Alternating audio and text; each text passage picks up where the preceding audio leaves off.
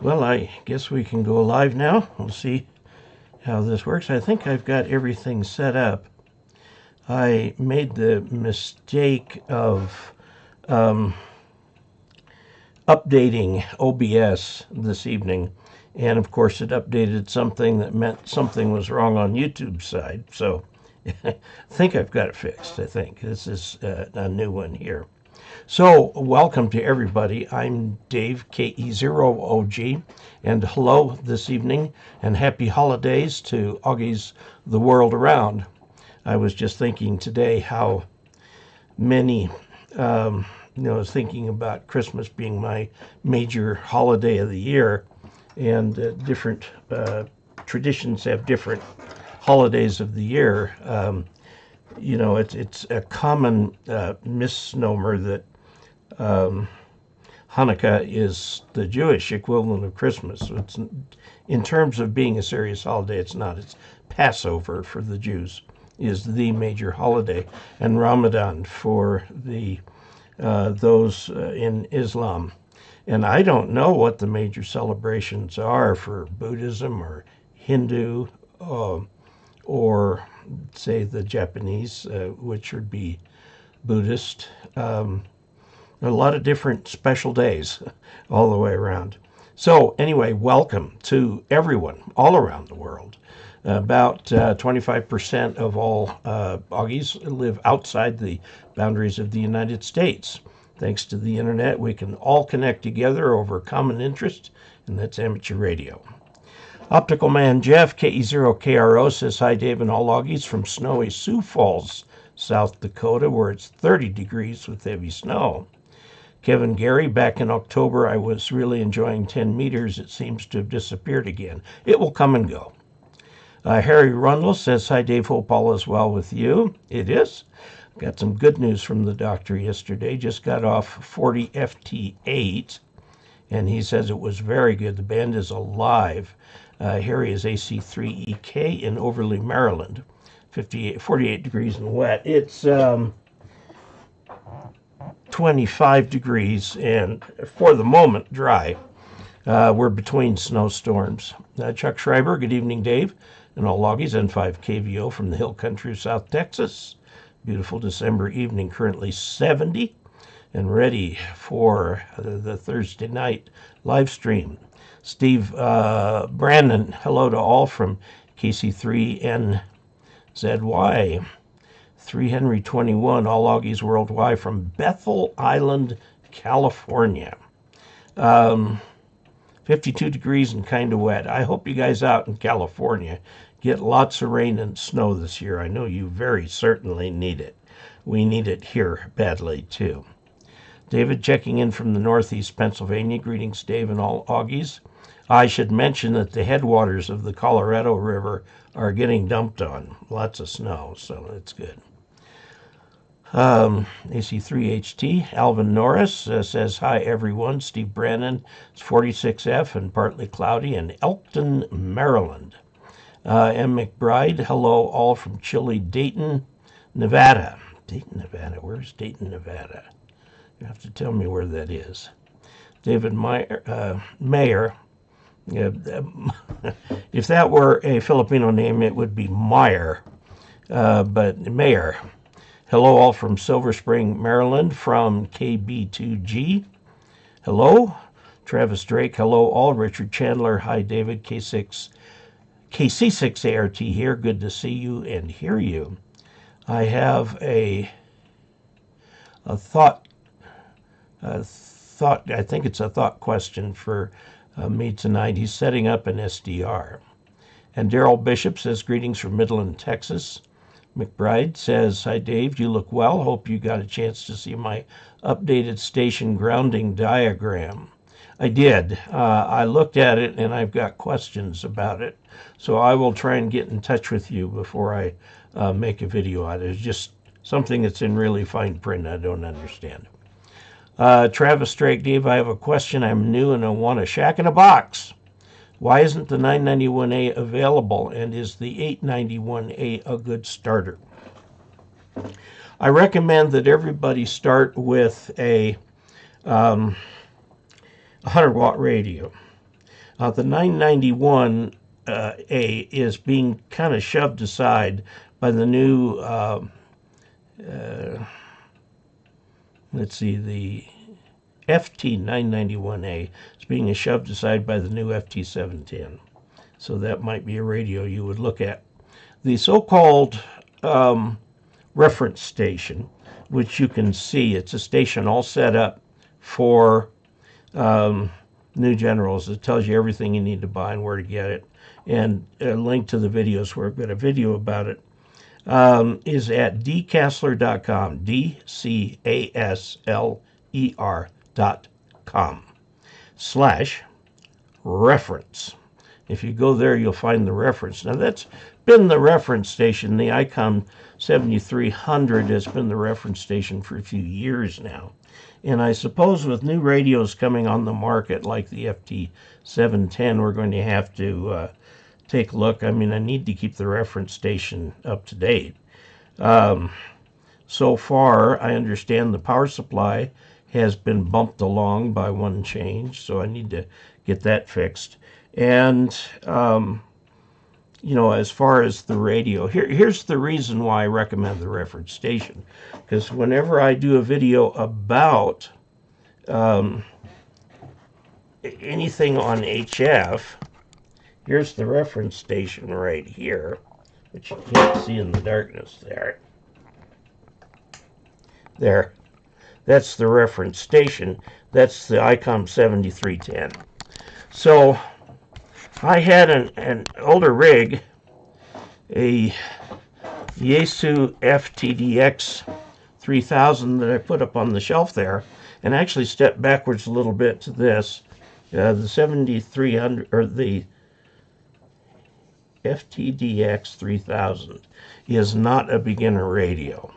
So that's why I made the step. Well, this thing can't decide what color I ought to be. Let's get this out of the way here.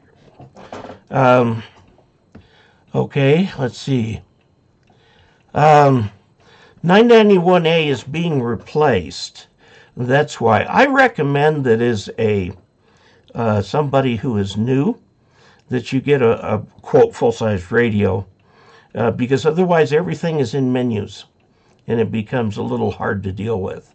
So if the 991A is no longer available, take a look at the FT710, or go ahead and get the reference station, the ICOM 7300. I don't know what they've got in the way of plans coming out next.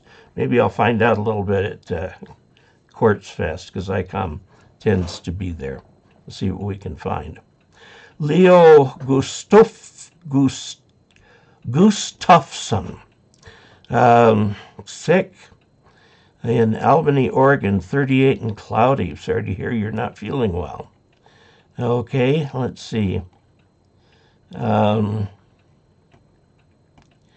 hello from Parks, Arizona, KK7IUJ. That's Harry LeGrand.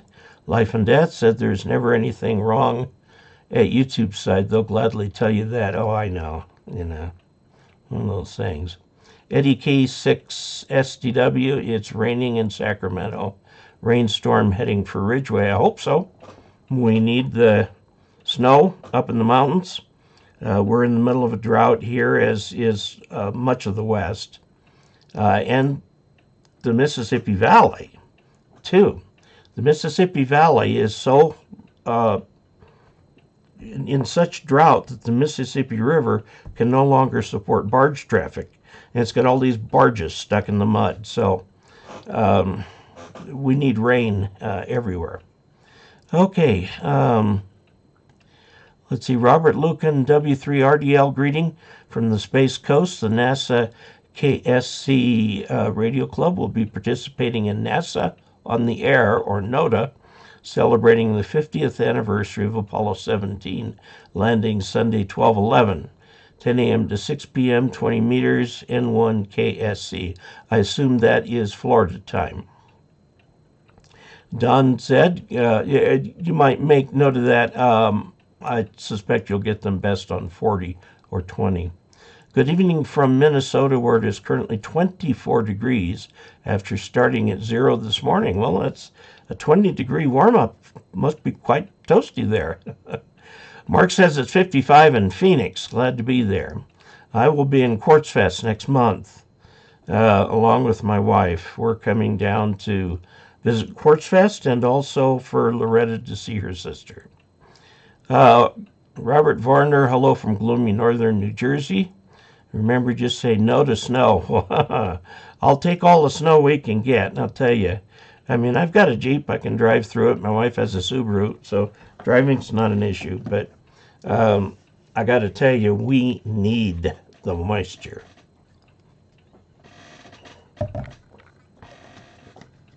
What I don't like is when very cold, dry snow falls, and then the winds come, and it evaporates all the snow, and the ground underneath is just as dry as it could be.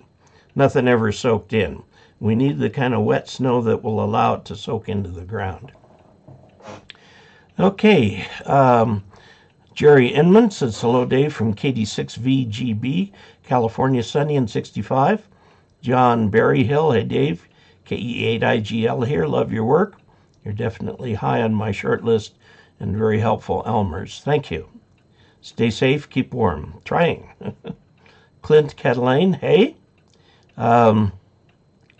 Leo Gustafsson just celebrated Finnish Independence Day on the 6th, and let's hope it stays independent. Things are a little weird over there right now. I understand Finland and Sweden have applied for membership in NATO. They both did it on about the same day, too. Steve Brennan, thank you very much for some channel funds of $4. He is adding money to channel funds. It shows up in the chat revenue on the screen there. That goes into, well, YouTube takes its piece, and then it goes into channel funds. And I use channel funds for things like going out to Dayton, going to Pacificon, going to Quartz Fest, trying to go to other places like that. And so it really helps. So let's see. For Christmas, I always ask for gift certificates from my favorite candy store, R&L Electronics. Very good. Is that near you so that you can go over and visit in person? It's always a lot more fun to paw through things and touch and feel and all that.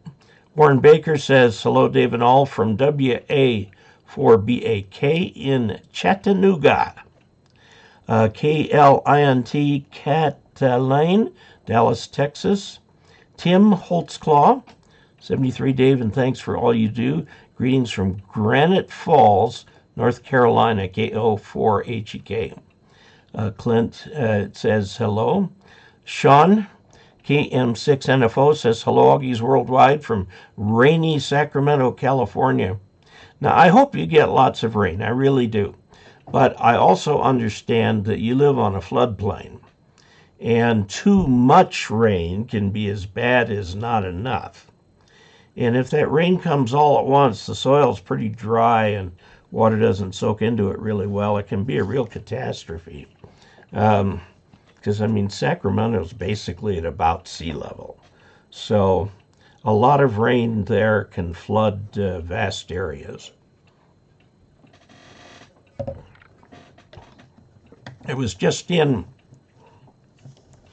the Sacramento Valley, the Central Valley, recently when we went out to Pacificon. We were running early, way early on the day that we were supposed to get there, but our host, Kim, said that she would prefer that we got there a few hours later. So we drove south of there to Modesto and out to the farm where my mom was born. And I kind of wish we hadn't. They've let the place go to rack and ruin. I remember Grandpa and Grandma used to keep that place as neat as a pin and everything in working order. It was a working dairy farm. Although at that point in his life, he was just renting out his fields.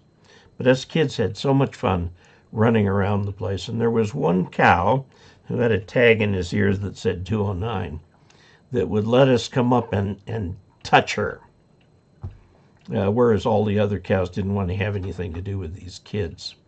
But, yeah. Okay. Let's see. Hello from far west Missouri area, 42 degrees, 78% relative humidity. That means the dew point's probably pretty high. Our dew point is 16. When I went up to Grand Junction yesterday, I had to drive through fog. Pretty thick fog between here and Montrose. Fortunately, as the elevation went down, the fog stayed up. I didn't have to do that for very long, but I've never seen it quite that foggy here. I know that along I-70 in the Utah desert and going up Route 6 in the Utah desert, the fog can get nasty. And I've seen it nasty, and I've been in it when it's nasty. Also over on the front, on the Wasatch Front in Salt Lake, it can do the same thing. But it's unusual. Hi, Dave from Louisiana, 82 degrees Fahrenheit today. Are you getting enough rain there in Louisiana? Sunstorm, Victor Alpha 7, Echo, William Gulf, Merry Christmas from the Comex Valley, Vancouver Island, where it is 273 degrees K. Okay, so that would be about zero. So it's freezing there, 32 degrees. I'm trying to remember my Kelvin scale from my high school physics class. Edward, I'm going to give up and put some glasses on so I can see this. There we go. Let's see, N2WFW from Toms River, New Jersey, says hello to everyone.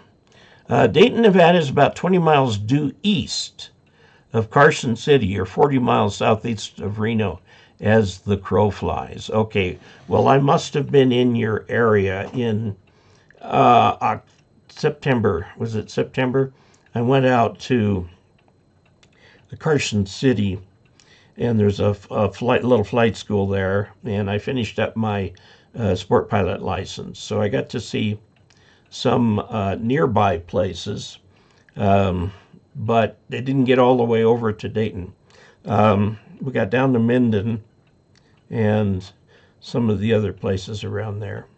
There are a lot of people there. Richard Chandler, well, that was a fat finger input. Setting up an SDR play. Okay, how important is coax and resonant for receive-only antenna? Not that much. Okay, it is important. It is important. May do a loop, not sure yet. There is a 20-inch diameter Chinese loop called the MLA-20. And I tried one and reviewed it. Let's see, MLA-20 antenna.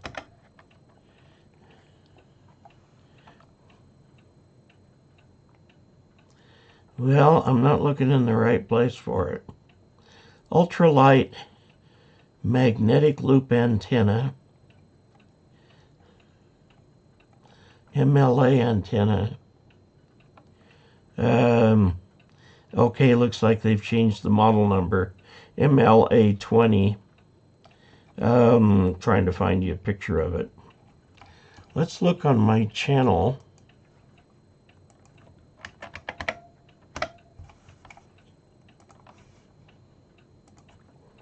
MLA. Okay. This is the video. There's an MLA. Let's see, it doesn't seem to have the model number in here. We'd have to watch the video. Okay. But I had two loops. I had the Chameleon versus the MLA. What is that? Hello, Augies Worldwide. MLA loop. Okay. Well, I did try one, and it's only like 50 bucks or something like that. And it does pretty well. Now, it's got a non-detachable cord on it, and there is a little bias T that goes with it, and it's got the power supply for that, I think. Oh, no, it doesn't. It's one of those things you plug in like you plug in to a cell phone charger. So it's 5 volts. That could give you a nice little antenna for that. For just listening, you don't need that much of an antenna.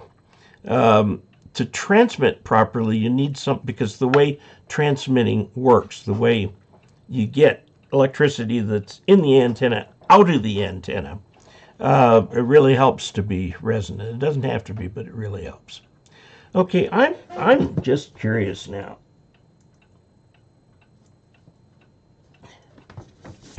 Okay, this is the San Francisco sectional.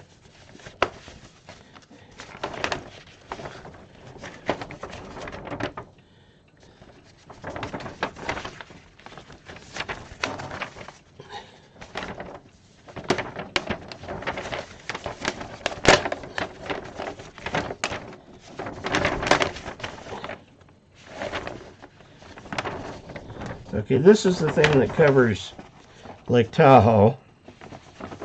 Okay, so Reno is over here.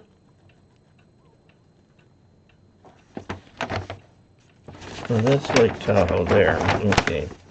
So Reno, there's Minden, Yerington, Silver Springs, Dayton. There it is, Dayton Valley Airport. There's no fuel available there, and there's no beacon, but it's got a 4,400, well, that's the elevation. It's got a 5,300-foot runway, and I flew over that a bunch of times. So, in fact, when I took my check ride, we did it kind of in that valley that overlooks the Dayton airport. So yes, glad I looked. It brought back my memories here. Okay, sometimes called the banana belt. Yeah. Okay, do you use phone? I never hear you on HF. I know I don't get on as much as I need to. Anyone seen the new IC705? A 905? I haven't seen a 905. I'll have to take a look at that. I still use the Yaesu FT950s, does the job for me. That's about a 20-year-old radio, and it's certainly a good radio. Yaesu makes nice radios. I started out on Yaesu. I'm kind of partial to Yaesu, but their marketing department is kind of silent, so I don't hear much from them. Mauricio Amaro. Hi from Vieques, Puerto Rico. Hello, and how are you? Tim Baton, evening all. Tim, W8TGB. Eddie, SDW. Dave, you never mentioned Kenwood HF radios. I don't often. Kenwood, I won't say they pulled out of the market, because they do have 2 or 3 rigs, including their top-of-the-line radio, which is a very nice radio. But they have been kind of ignoring the ham market. Now, I know Yaesu went through a similar period when it was not, it had only 3 radios, low, medium, and high, basically. Just 3 radios in their lineup. And now, of course, they've expanded tremendously. And ICOM has expanded. They seem to be trying their new technology in their HF ham radio lineup and then moving that to their other lineups. All these companies make lots of radios for lots of people, okay? And Kenwood you don't hear much about, because they're not really changing their radios very much. And so a TS570, which I think is their current model, has, you know, an ABCD or something after it. It's a nice radio. Their radios work. I have nothing against their radios, but we don't hear a lot from Kenwood. They still advertise in QST. Okay. Many thanks for this great channel, Dave, from Rob Horsch. Why do big DX stations use stacked Yagis? There's a couple of ways of looking at this. If you stack antennas and phase them properly, it's the same as, you could put them side by side if you wanted to, but it concentrates the energy more. Now, what a lot of DX stations will do is put several Yagis on a very tall tower. They're quite a ways apart, and sometimes they can rotate independently. It takes a very complex scheme with a big circle of metal with things that hold onto it and tracks and so on to move these things around. Remember, we've talked about what I consider the optimum height for a dipole is half wave, and that's true for a Yagi also. If you go higher than that, you start to see the pattern out like that, which would normally be like that, starts to lobe on you. And the higher you get, the more lobes you get. So there are great big dead zones coming into these antennas. So if you put the antennas intelligently spaced up a tall antenna, they actually have different fields of view. This one will see into the dead zones of this one, and so on. So they can flip between those antennas pretty well to see which one has the best signal for what they're trying to work. Now, is that expensive? Oh, let me tell you, that's expensive. But some people have that much money. They are price-insensitive hams who will buy the whatever they want for their stations. The people who have those multiple Yagis are probably also running Elecraft equipment. Maybe Flex Radio. Okay? But big DX expeditions tend to run on Flex Radio. And the 950, I looked at that too. I was thinking I wanted to go back to Yaesu after 10 years with the Jupiter, but the 950 wasn't enough of an improvement over the Jupiter to pay all the money for it. So I waited quite a while till I got the FTDX 3000, which is, now obsolete, but it is very, very, very nice radio. I've never had a radio with a better receiver than that one. Okay. So Rob, I hope that answers your question about the stacked Yagis. If they are phased, it just narrows the beam further. And they can really get that signal out there so it'll pop up in the DX station. If they are spaced up a tall pole, is to get that diversity reception. Okay, and Michael Lowe, W9NAF from Southern Illinois. Warren Baker, been raining here for 5 days. We'll hold on to some of it. Bob Fenner, thoughts on the G90, is 20 watts enough? K3RDF. Well, that's a matter of personal opinion. I will give you my personal opinion. I recommend that people's first rig be a full 100 watts. Why? Because HF is a lot harder than VHF. VHF, you can either hear them or you can't. And so a 100-watt radio is 20 times, or 13 dB, or a full S unit plus, stronger than the, 6 dB per S unit. 2 S units. 2 S units better than the 20 watts. Wait a minute, let's see, it's a matter of 5. Okay, it's not quite 6. Trying to do math in my head, and as you can see, trying to do math in my head is burned off this part of my hair already. The thing about the MLA-20 is QRP radio. QRP is a good second thing to go into after you get your basic HF, you know, foundation underneath you. Then you can go off and experiment with 20 watts sideband. It does work. I know. I've had conversations on the G90. Now, the league, when it reviewed the G90, said that the spurious emissions barely meet FCC standards, and if you added an amplifier to it, you certainly would not meet FCC standards. So that gives you an idea of the quality of the radio. I think a few things more need to be done with it, like I've got one. Now, on CW, it's different. 20 watts is plenty. 5 watts is plenty. You can get out really well on CW on one of those things. And of course, the G90 does all the modes. It's an all-mode radio. And it's a kind of a dinky little thing. I run it off a battery, usually, when I run it. So, Jay Simmons, hello, Dave from Bossier City, Louisiana.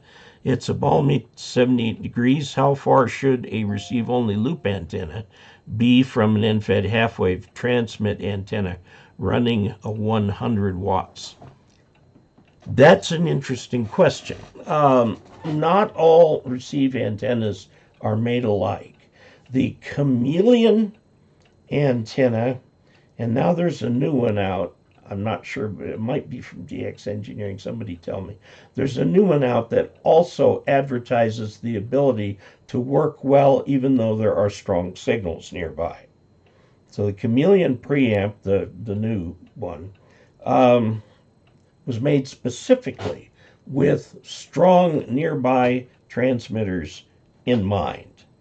Okay, now I have found that, although this is not an advertised feature, the MFJ loop, receive-only loop,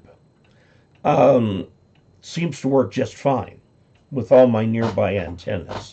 The MFJ loop's out over there. It's fairly close to the vertical, and it's definitely in the path of the beam if I point it to the northeast, which is where it's normally pointed, and it seems to work fine. The MLA, and somebody down here said MLA 30, is a far less expensive antenna.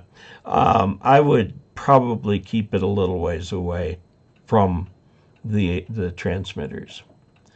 Okay, let's see. Is 20 watts enough? It can be. Jay Simmons, hello, Dave from Bossier City. Let's see.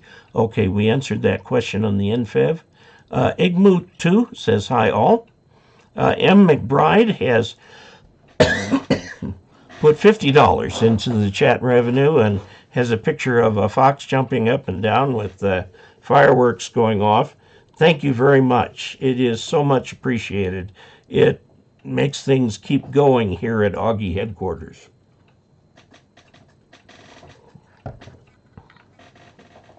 I do have an assistant. He comes Monday and Friday. He's a high school junior who does most of the editing. He does a lot of the behind-the-camera work. He wants to learn how to do all that behind-the-camera stuff. So that's extremely helpful to me because editing is what takes a lot of time. CFFC CTCG said, nice donation. It's not technically a donation because I'm not a nonprofit. The IRS taxes me as a for-profit.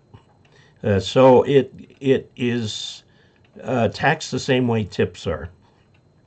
So, and I do pay all my taxes.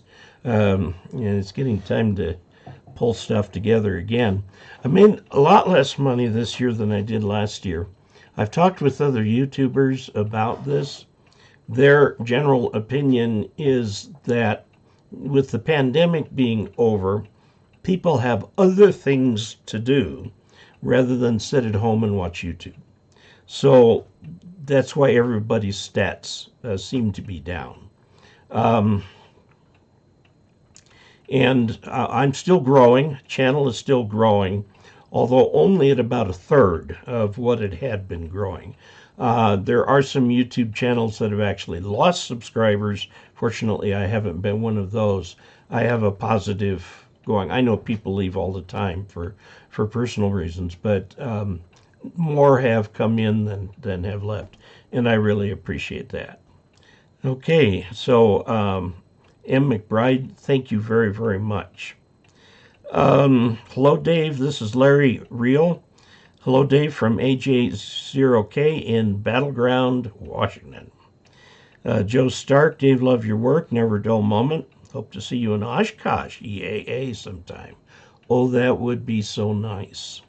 Now, as most of you probably know, I did break my airplane. I landed hard. Nobody's fault but my own. I can't blame the airplane. I can't blame the runway. Can't blame the weather. It's my doing. I'm the guy. You want to know who made the mistake? I look in the mirror. That guy made the mistake. But I did break the front wheel off. The insurance company has decided that they will cover it.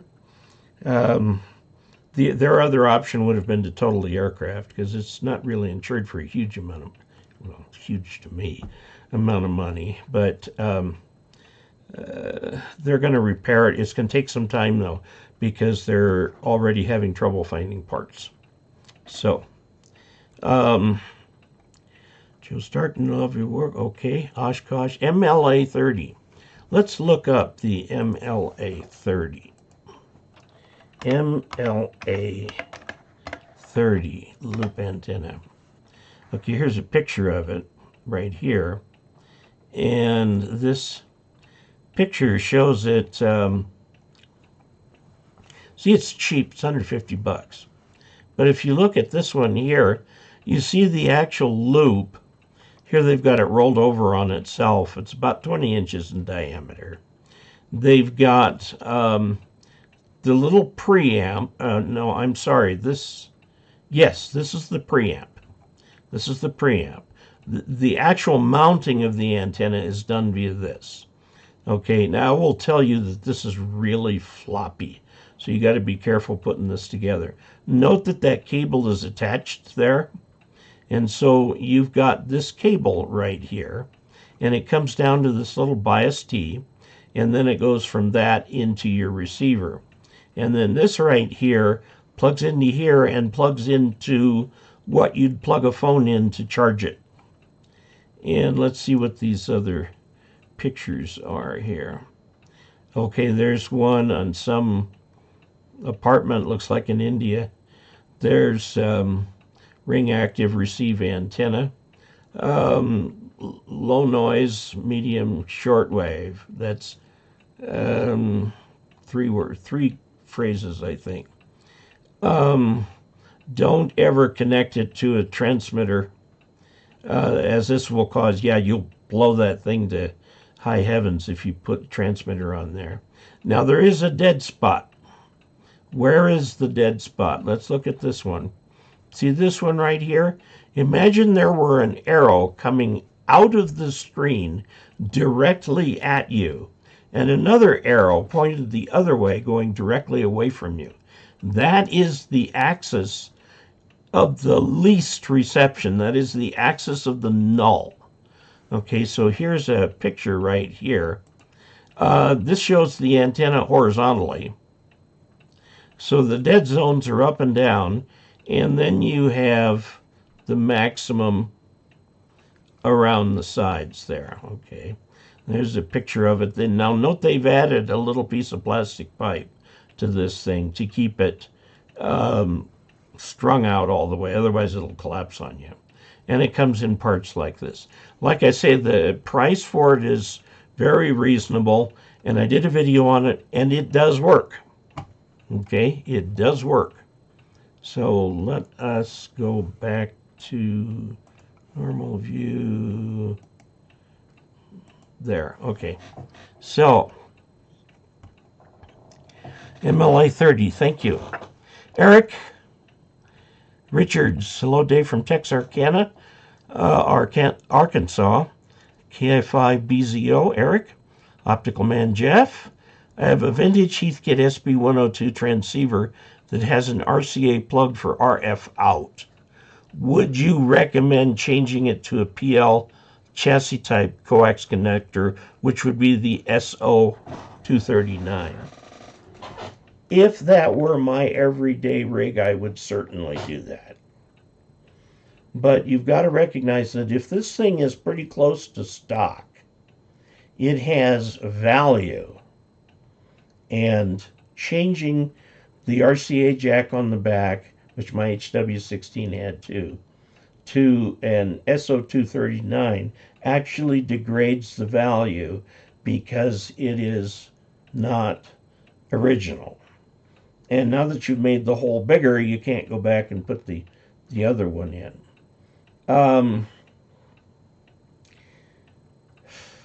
Another thing you can do is make a little jumper.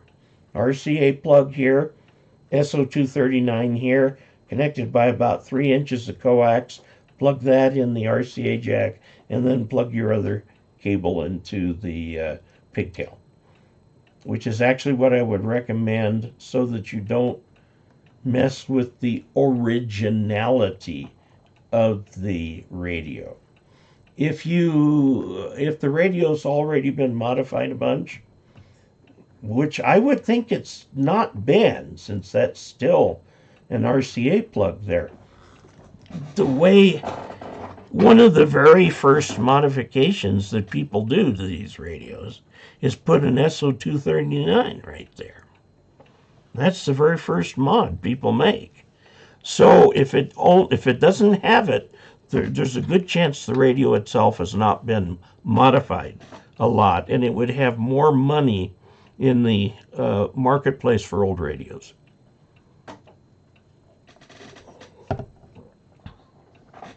How much money? A few $100, $300-400. That would be about it. If that's not important to you, go ahead and put the SO239 in it. You might also put in a 3-wire grounded AC plug and put that the green wire ground over to the chassis on that thing. That does not run a hot chassis, as far as I know. So that should work just fine. You may have to look at the capacitors in there.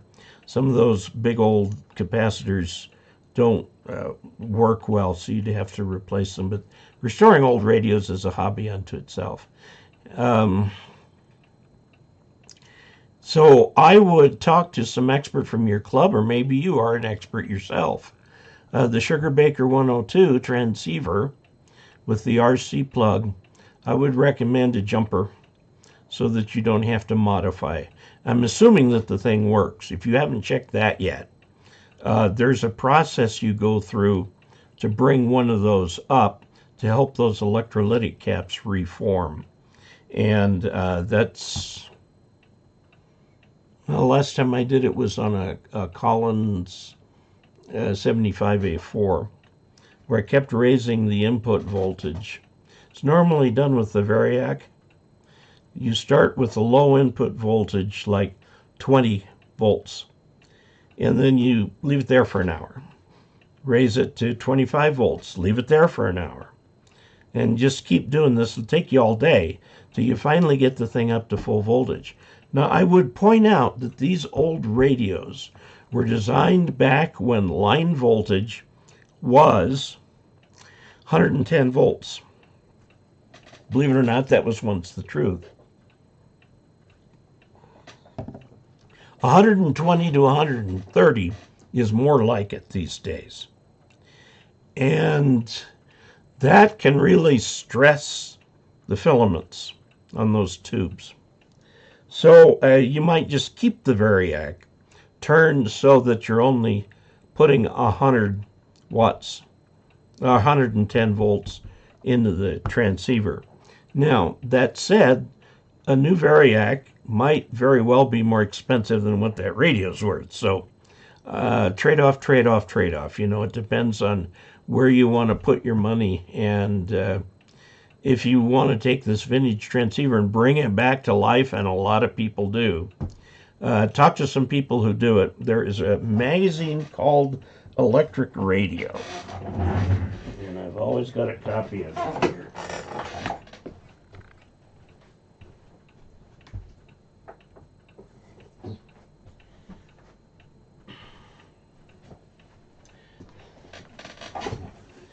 This is the magazine, Electric Radio. They put out an issue every 2 months, okay, and the web address for them is not Electric Radio like you might think it is, but it's ermag.com, ermag.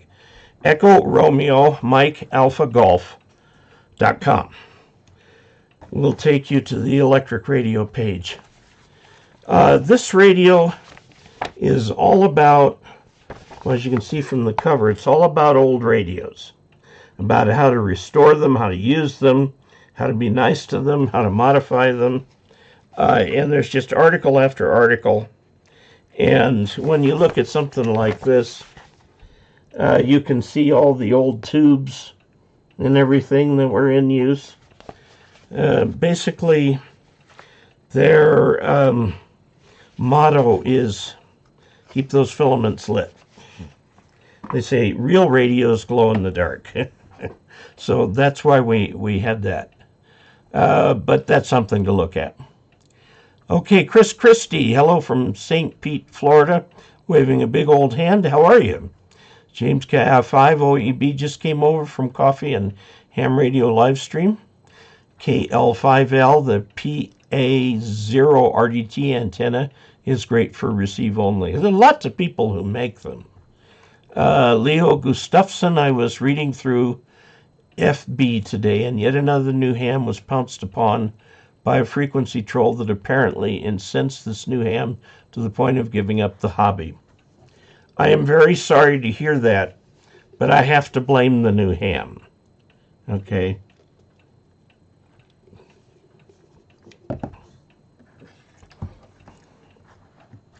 There are over 700,000 hams in the United States.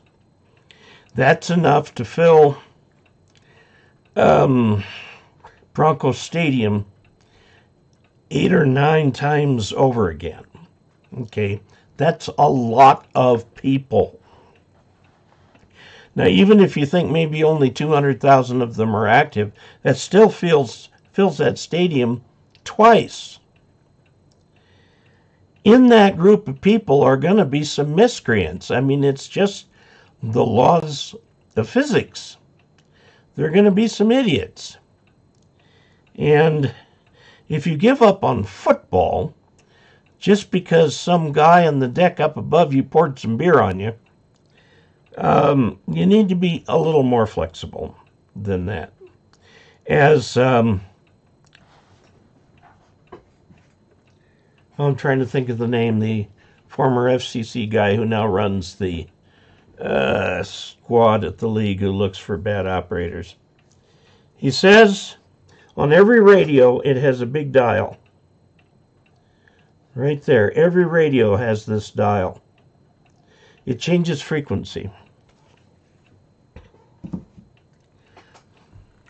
Use it. You know, I'd like to find this ham and slap him because, one, do not engage a troll. It's like don't wrestle with the pig. You get all muddy and the pig enjoys it. Okay, it's the same thing as trying to wrestle with the troll.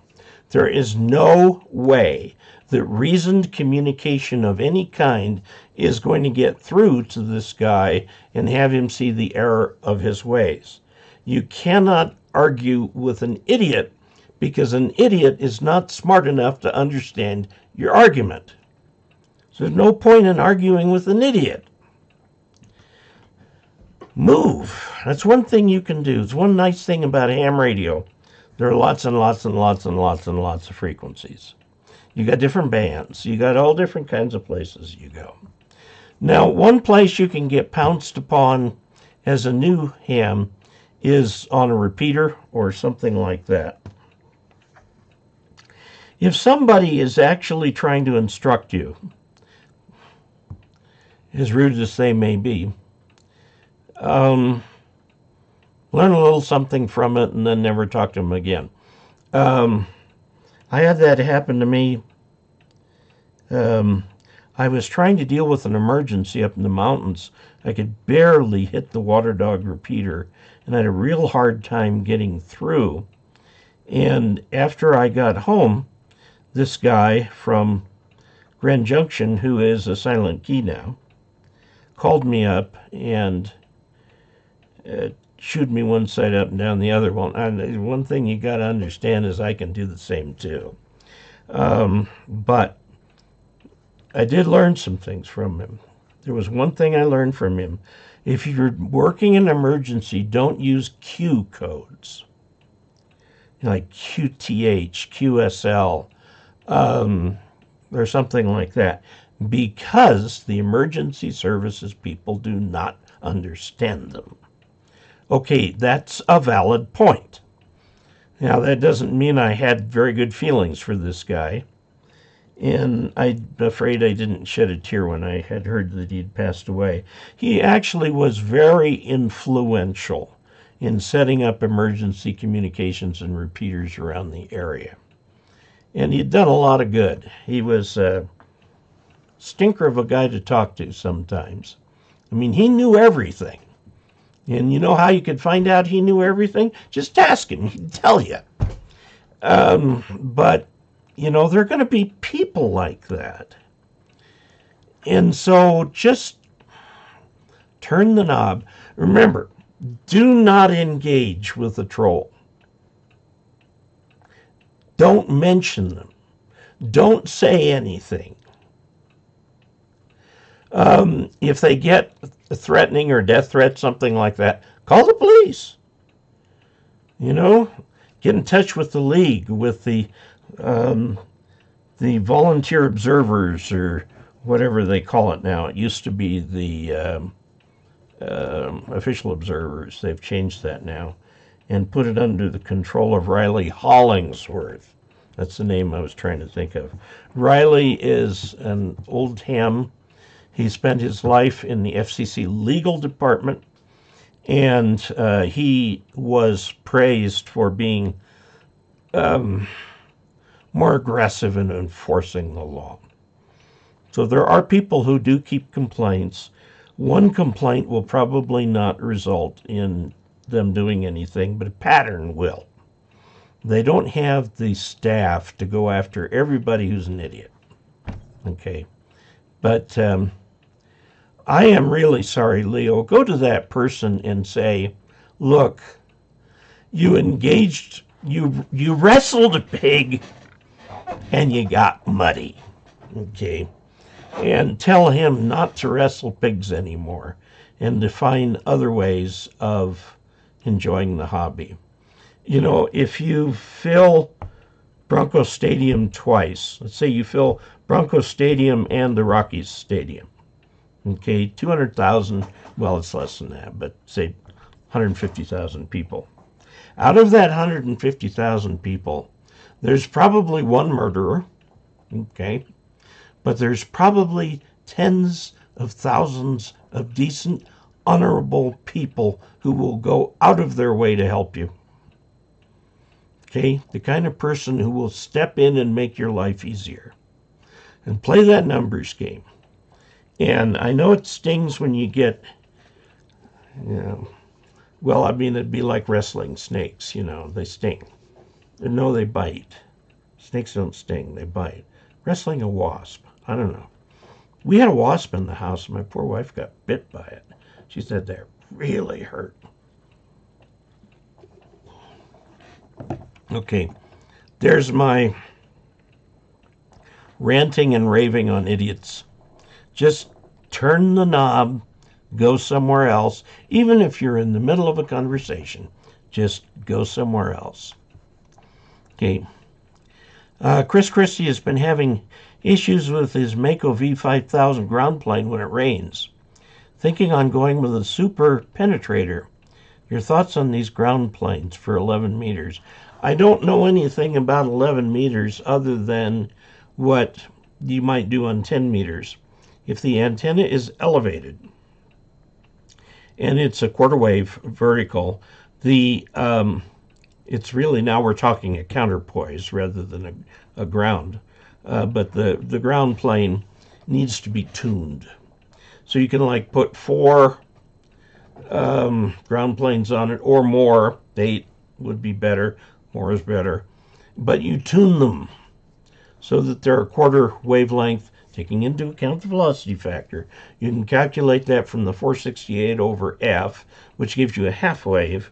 Okay, now cut those in half and attach them as radials. You'll have to hold them tight, okay, because they're now part of the antenna. They're the counterpoise for the antenna. If you're on the ground, you can have radials of various different lengths. The problem with 11, 10, even 15, 12, and 17 is that the antenna isn't that tall. And when it isn't that tall, it's radiating from a lower part. The effective center of the radiation is from a lower part of the antenna, and it becomes more sensitive to buildings, trees, fences, things like that.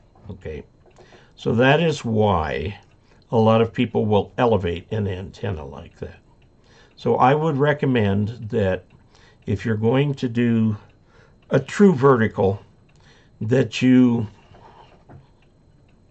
have at least 2, preferably more, tuned radials. And if you have them flat like this, the input impedance of the antenna is going to be about 30 ohms. If you move them down like at a 45-degree angle, then the input impedance gets closer to 45 or 50 ohms. Okay, that's why you see those things slanted down. Okay, so I hope that helps. Joe Full. Using ground-mounted vertically here. Have any ideas to cut down the receive noise? A lot of noise on receive here. Sadly, I do live near some power lines. Okay. Ground the antenna. And I'm not talking about the radials. This is a ground rod.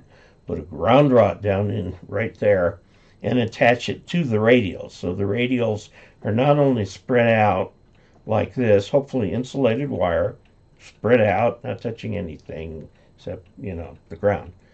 And then bring it over to where it goes into your shack, another ground rod.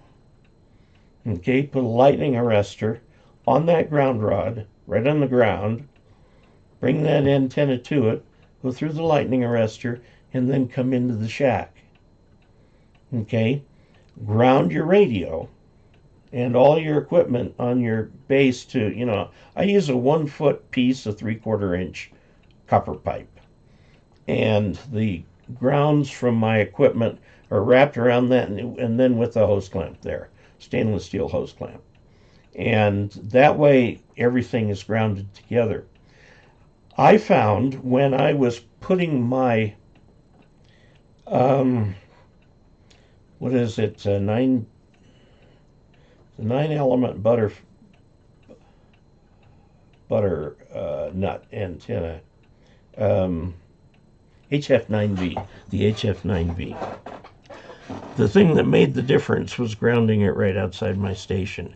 It was like 6 dB difference in noise.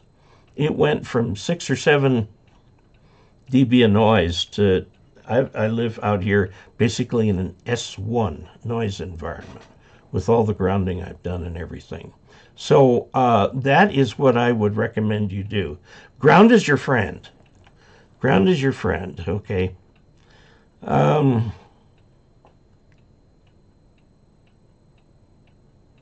Oops. Mr. Jackson, I don't know why they stopped that one for you. Okay. Let's see. Where did I lost it here? Ground-mounted vertical, the receive noise, okay. Magandang gabi. That's gonna be good afternoon, I think. No, good morning. Magandang hapon is good afternoon. If I remember right. That was only 40 years ago. Jackie Burns is in Sharon, Pennsylvania, KK6VOJ. And the TS950, yes. Dual antenna rig. There's some great rigs out there. Leo Gustafsson and many others did our best to encourage him, and I hope he comes to the realization that the vast majority of hams are not trolls. Hope he sticks with it. It only takes a twist of the dial. Yeah, push him up against the wall and slap him and give him a military chewing out and then tell him to try again. I don't know what works with different people. I have found that people who get into ham radio without any understanding of how to really use it are most likely to have this problem. Because they've never taken the time to listen on HF or listen to a repeater or something like that. And they think that when they push that button on that little handheld, that somebody's going to come back to them right away. And they don't. So, I think there ought to be a couple questions on all of the exams on the importance of perseverance and the need to just keep going at it even though it doesn't work the first time. TS590SG, nice radio. Hi, Dave 73 is from HC1NX/W4.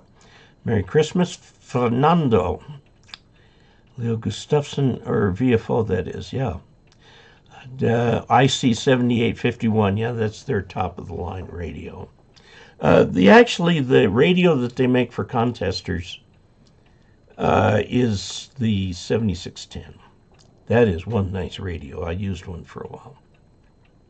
Key Success DW manual tuners, why do they recommend keeping the variable capacitor plates meshed when tuning for lower SWR? They don't. That is a myth, and I've heard it in my own club. The purpose of those capacitors and the coil, is to create a reactance looking at the antenna that looks like the complex conjugate of the antenna, so that any energy that comes back will hit that thing and then bounce back out to the antenna, and none of it goes past it back to the radio. Okay. You can do that with an antenna if you have a roller inductor, but most of them just have switched stages in the inductor. Put your capacitors at 50% on both sides. Tune the inductance for noise. Then start going back and forth between the capacitors. If you don't find something, go one side or the other on that inductor. Okay? There are some people who have said, and this is wrong, that you have to fully mesh them for the power to get through. That is not true. That is not true. The point of the antenna tuner is to look like 50 ohms to the antenna, or to the transmitter, and then look to the antenna like the complex conjugate of whatever its impedance is. And so if the antenna is capacitive, you're going to be mostly using the inductor in the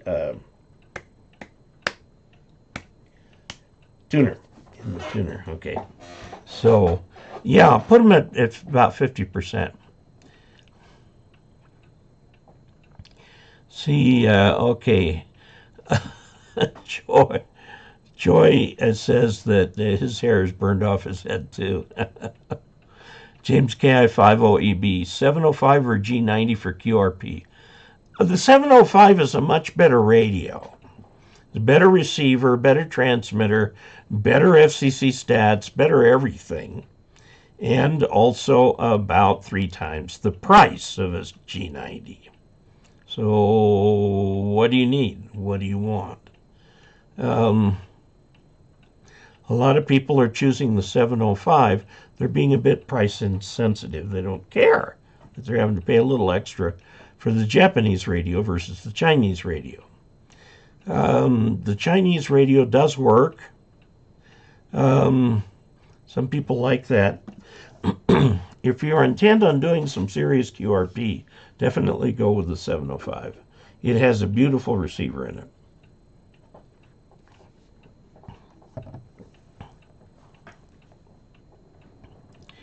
Travis Drake, I heard in a video of yours you confessed to using RG8X for VHF UHF. Yes. If on a budget, is this an all-right choice versus the highly expensive LMR 400 from KE0OG DVS? My antennas are right outside the room here. I mean, my UHF antenna is literally right on the corner of the house here. And this is the corner of the house. And my 2 meter is up above it. It's a J-pole. Yeah, you're going to lose a lot of power. And your receiver's going to be a little bit deaf. Okay? It all depends. If you can hit all the repeaters you want with the cheaper coax, great. If it's a little marginal, you might have to bite down and get the more expensive coax. You can also go with RG213, which is a lot easier to use. And so on. So that's what I would say. Yeah, I mean, if you're getting into all your repeaters that you want, not only use RG8X, but turn down the transmit power until you're just, full quieting into those repeaters. And then it actually lengthens the life of the transmitter and so on. The IC905 can go up to 10 gigahertz. Looks interesting. That's Sean Cam6 NFO. Yeah, that does. I'll have to look at that radio because I'm not familiar with it. Donation stats are down due to inflation being up. That's part of it. I mean, the world is a different place from what it was a year ago because people have come off the pandemic. There's more people going to work. People's lives are becoming complicated again. The kids are going back to school. There's just a lot of stuff. I mean, we changed so much when we went into the pandemic that changing back is just as disruptive.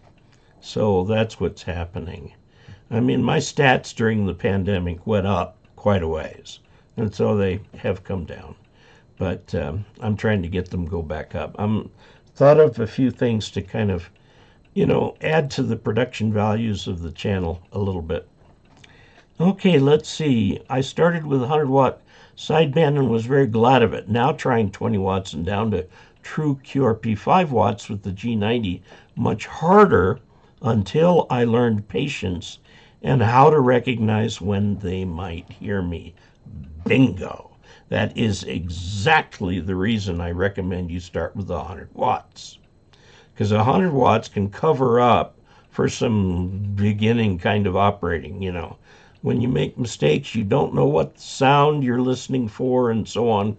Do that for a couple of years till you really understand that you can get on and work a DX contest with no problems. Now it's time to try a little QRP just for fun. Okay. How important are counterpoises for NVIS antennas, N0QFT? Not, I would say. Usually NVIS antennas are dipoles. They're horizontal. And although a counterpoise will help, a dipole is very rarely used.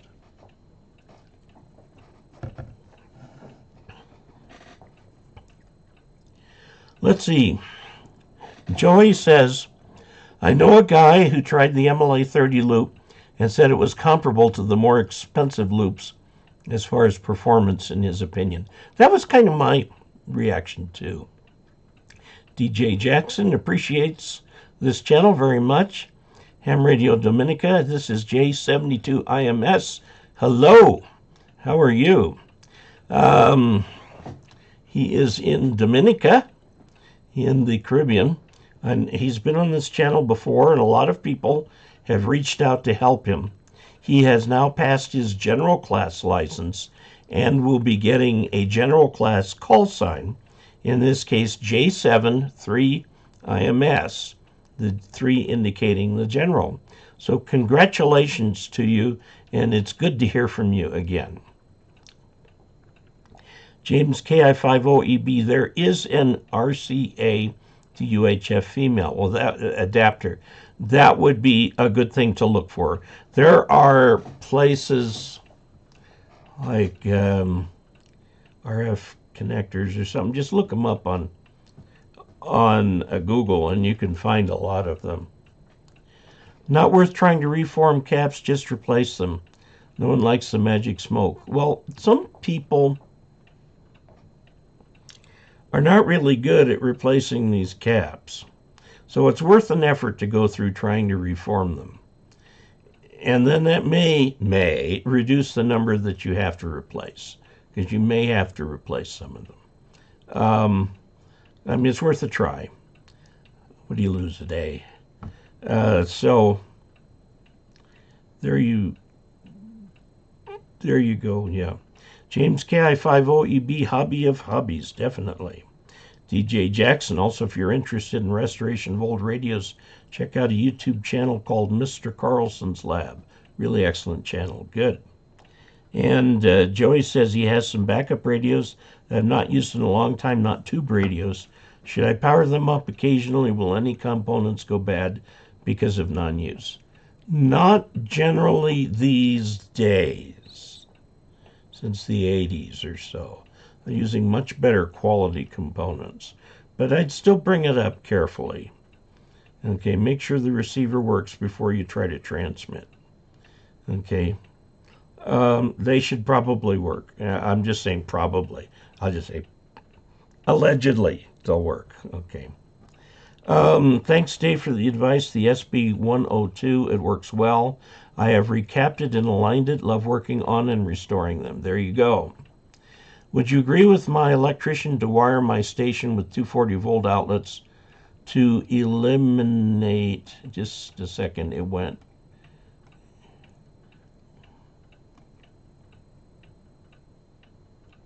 the 60 hertz hum or noise that 120-volt circuits can impart. It is certainly something you can do. All the power supplies these days will run on 220 or 240. Do you have to do that? Actually, no. All the good power supplies these days, you don't get any hum. You just don't get any. So you could go either way on that. I mean, you got to make sure you've got your cords properly labeled. Okay?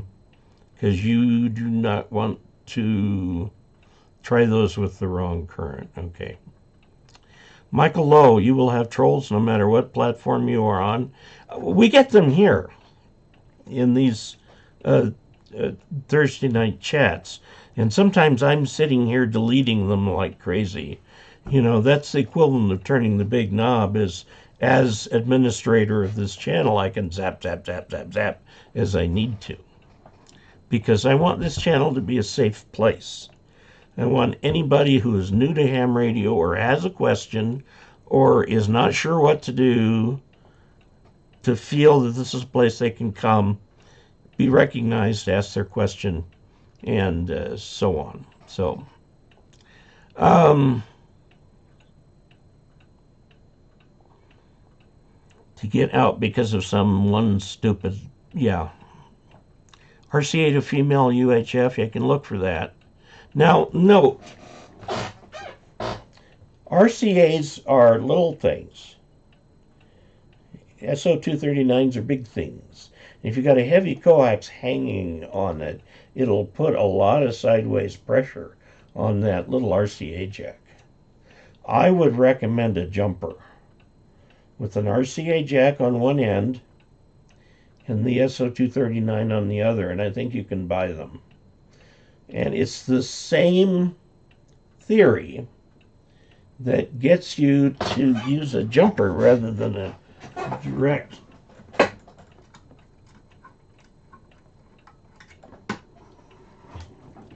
See this right here. This goes into my RSP1A. Okay, it's a little microwave connector. This is an SO239.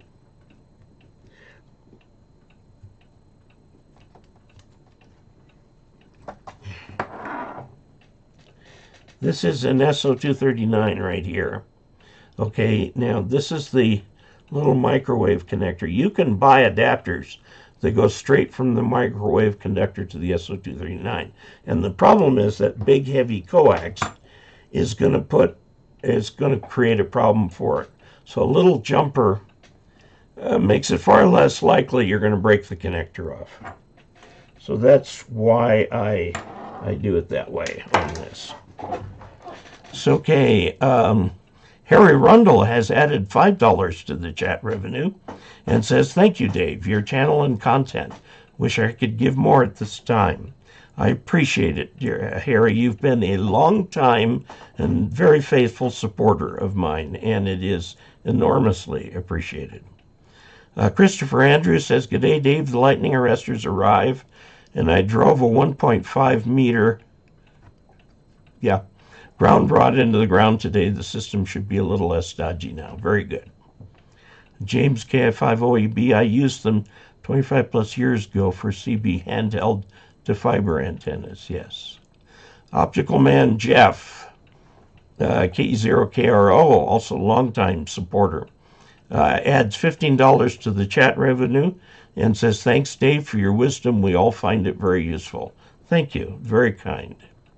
Larry Field said, "Similar when I first went on the air. One guy kept jamming me on HF, so I switched frequencies and never saw him since. I recall the comment, if they're that bad mention to others, even face groups." Yeah.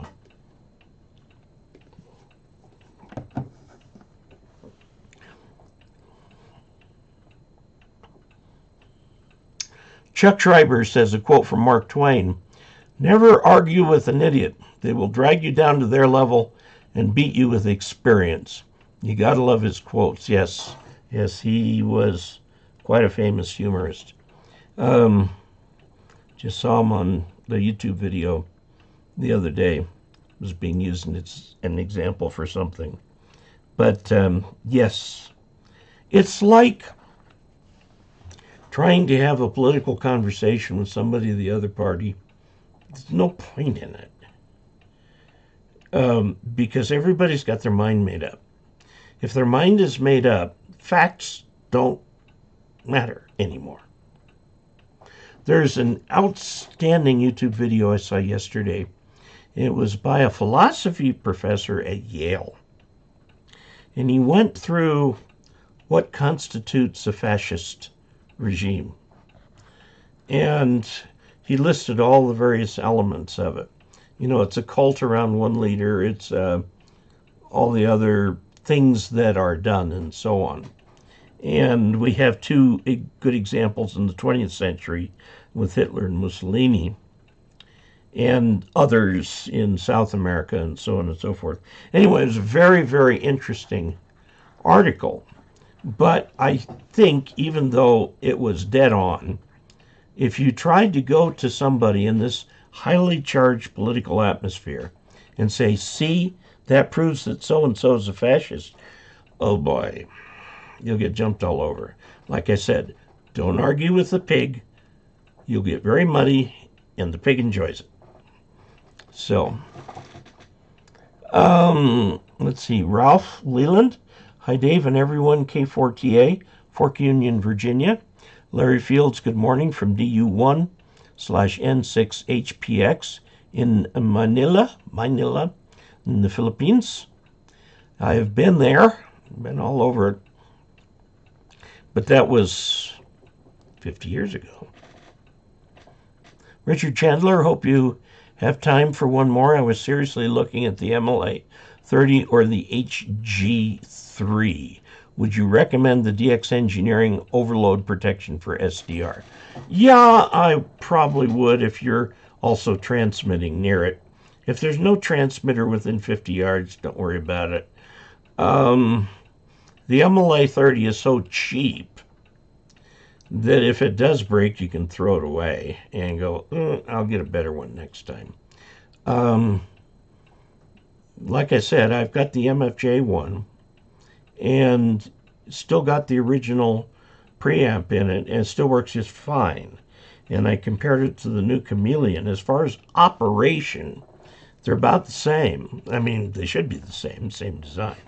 But the, there were a few more dB in the preamp, but, as I've shown in some of the more exotic videos, the extra dB in the preamp beyond a certain point isn't going to help you any. But it's an excellent antenna. I recommend it. I recommend the MFJ. I recommend the MLA 30. There's one made by W6LVP that I also recommend. They work fine. They work fine. Now, the one by DX Engineering and the one by Chameleon actually advertise the fact that their preamps are not so sensitive to nearby strong transmitting signals. Okay, let's see. KL5L, should you put an impedance transformer between ladder line and dipole? Yes. If you're trying to keep impedances matched otherwise, you should put a 9-to-1 match impedance transformer. It's actually a balun because you're going from the ladder line is balanced feed line, a dipole is unbalanced, so you need a balun in there. It's a 9-to-1 with the 9 going on the side of the ladder line. A lot of people use a 4-to-1 there. If it works, fine. DX Commander Classic with 80 meters question, radial length and how many? I think the manual gives you a lot of leeway on that. 2 wavelengths, that's a lot at 80 meters. That's 160 meters. That's 400 or 500 feet. That's too much. Radial length, if it's ground mounted, doesn't matter a lot. I, on my vertical, go for about an average of 25 feet, something like that. Ground rod next to the vertical, there's no reason why not, but note that the DX Commander Classic is designed to be portable. You can pick it up and put it up at your field day site and stuff like that. So if you got a ground rod in the ground next to it, make sure that that ground rod is protected so you can reconnect to it and nobody trips over it or falls on it. Okay. Jason Heff, hi Dave. Joja 15, if I use digital APR on DMR, am I taking up a time slot on the repeater? No, I don't think so. Maybe every once in a while you've got a transmission in there, but it's in one of the subbands on the transmit DX. So that'll get transmitted at appropriate periods when the channel is available.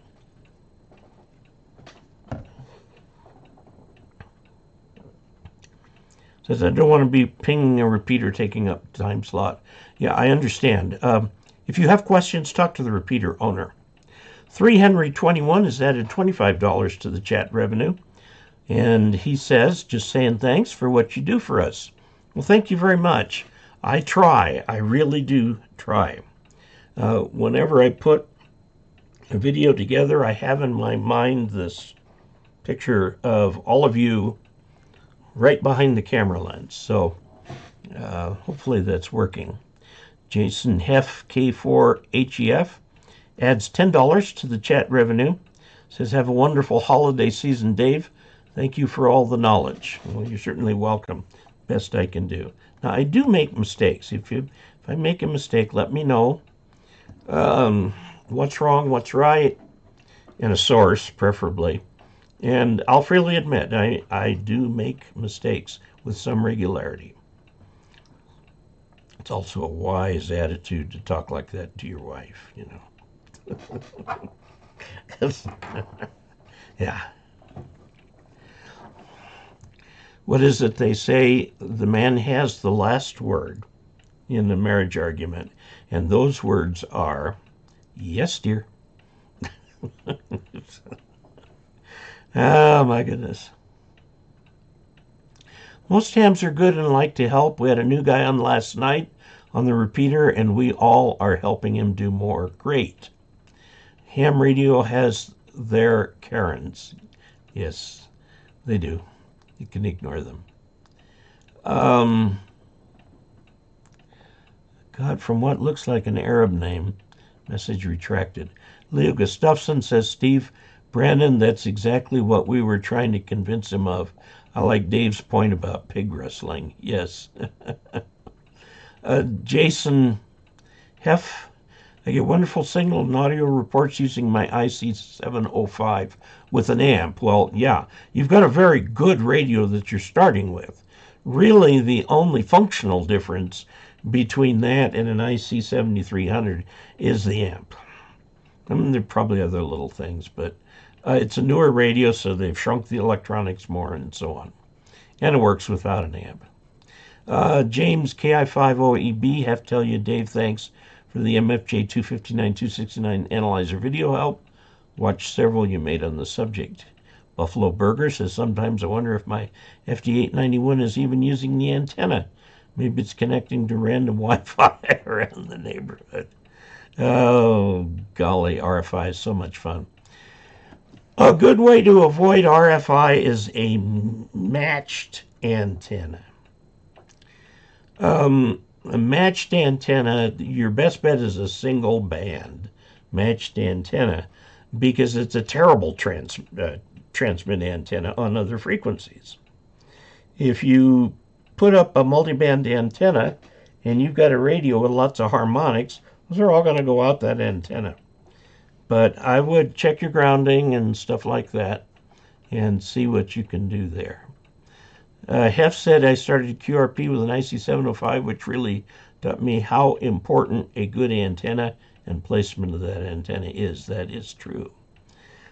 Christopher Andrews, QRP, in a video you said that the 7300 puts out zero power at 0%. He says he thinks it's about a half a watt. It very well could be. Very well could be, because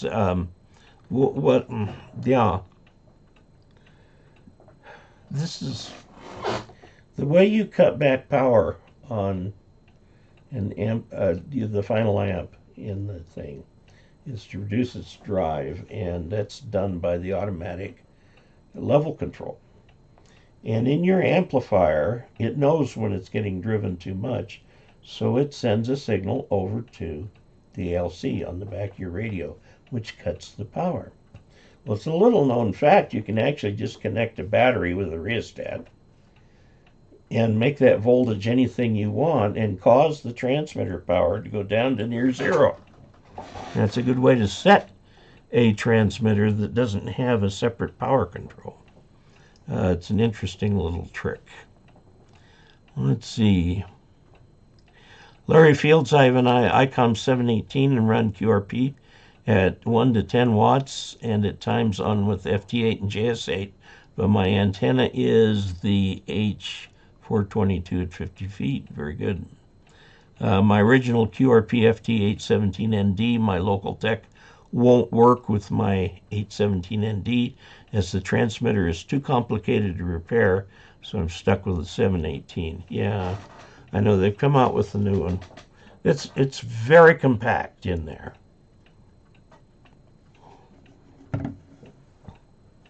F, you're absolutely correct. The microwave connector I was talking about here is a microwave connector, but it's SMA. It's an SMA connector. There is an SMB. I don't know what it is, but this is an SMA. And they are generally used for microwave. Although, hams have been using them for all sorts of things. RF Connections in Gaithersburg, Maryland makes all sorts of adapters, cables, etc. That is a good place to try. I usually see them in ham fests. We're getting close to running out of time. Thanks, Dave, for all your help. As ever, your tips and tricks make for this channel to be so enjoyable. If you convince a man against his will, he will remain the same of the same opinion still. Absolutely. Little known fact, Mark Twain and his brother set up shop in Carson City about 3 years before Nevada achieved statehood. Larry Fields worked the Central America, 10 meters and 5 watts QRP. What about enticing young future hams with building their own SDR? A lot of the little SDR projects take the little dongles that you can use that convert from RF, and they've got a detector in there, a wideband detector, and they put the IQ signals into the computer, which makes sense of them.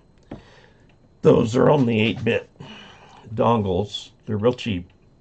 QST has had an article or two on how to put a converter on the front so you can take HF and push it up into the microwave range for these things. I don't know of a single board SDR that can be added to like a Raspberry Pi or something like that. They're probably out there. And yes, that would make something very interesting. Hello from WP4MOI Ponce in Puerto Rico. I'd love to visit there sometime. Dale Smith. Hello, Dave from Dale, N4TAQ, Kissimmee, Florida. Returning to active status thanks to your videos. Very good. Dave, I've been hearing the term contest radios. What are the features that differentiate a regular HF rig from so-called constant contest rig? Very fast turnaround time between transmit and receive. Outstanding receiver that can really dig a signal out of the noise. And there's often a lot of filters and stuff that go with that to make that work. Crisp audio. Just the very best of all these things. Not all that much on the transmitter, but they will use a way of forming your voice. You can tailor how your voice is shaped frequency-wise. Oftentimes in the male voice, the male part is just and then it's the higher pitch stuff that actually conveys the information. So if you tend to skew toward the higher pitch stuff, your signal may very well get through more. You'll have a top of the line compressor, speech compressor in there. And the DX guy has no idea what you sound like in reality. It's just, can he hear you crisply on the air and pick out your call sign without having a problem? Note, contesting, use your outside voice. When you're talking on the mic, use your outside voice. Right here. I'm using my outside voice right now, okay? It goes through the system a lot better. And inside voice tends to get lost a little bit. And it has to do, again, with the compression. The compression keeps the highs the same, but brings the middle up like this, so you get more punch power through there. A good compressor can add 3 dB to your equivalent signal strength. You remember back in old times, when everybody would complain that commercials were louder than the regular programming? That's because they were compressing the audio on the commercials, but not compressing it on the regular programming. And so commercials would sound twice as loud, but the broadcaster could say, see, our needle isn't pointing any more up. Well, that's because the peak was the same, but they had compressed it so those mid-range frequencies were louder. They compress most everything now, and I compress on the videos. What you are hearing on all the videos, on the actual YouTube videos is compressed audio. And I put it at such a point that it still sounds like natural audio, but it will give you quite a bit more presence on the thing too. Okay, we are out of time. Grade flags from lows to mark where the ground poles, that is absolutely. Rheostat is a variable resistor, yes. Essentially, yeah. You can use a variable resistor as a rheostat, but you can't always use a rheostat as a variable resistor. A rheostat has just two terminals, which is the wiper and the one end of it. Okay. All right, Venezuela. Now in North Texas. Very good. Problem, attic is HOA. Loop antenna in the attic, you can do that. You can string up a loop around the outside of your house, just hanging from the eaves. You could use in the backyard something simple like a mag loop. Most people don't recognize that as being an antenna. Doesn't look like what people think an antenna is. So lots of things that you can do with it. Okay, yes, Merry Christmas. Of 200 who took the ham exams, only 90 passed. Wish they had your videos, has been told, are Class AD, similar to FCC exams. Okay, Midnight Caller on Christmas gifts. FD100, I am looking forward to it. Okay. I think young people want to learn and build their own projects. Yeah, I've talked a lot about what young people are different from old people. You know, when we were young and the young people now, two different species. Okay?